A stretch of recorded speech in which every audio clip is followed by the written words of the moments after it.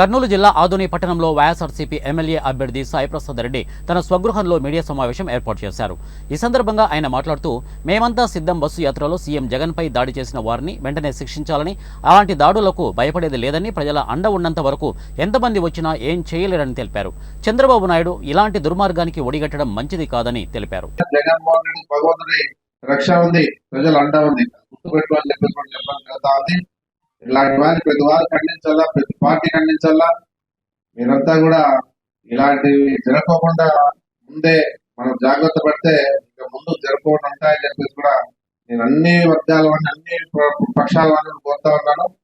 జరగరాదని చెప్పేసి కూడా కోరుకుంటూ మరోసారి ఈ చంద్రబాబుని తరిగొట్టాలని చెప్పేసి మీ అందరూ కోరుకుంటూ, ఇలాంటి వారి నాయకులు మన రాష్ట్రాన్ని పరిపాలించాలైతే లేదు కూడా జగన్ లాంటి వాళ్ళు ఉంటే రాష్ట్రాన్ని ముందుకు తీసుకుపోతారు, పేద ప్రజలను అన్ని విధాలుగా అభివృద్ధిలోకి వస్తారు, పేద ప్రజలకు సహకారంగా తోడుగా ఈరోజు జగన్ అండగా ఉండడానికి కూడా తెలియజేస్తూ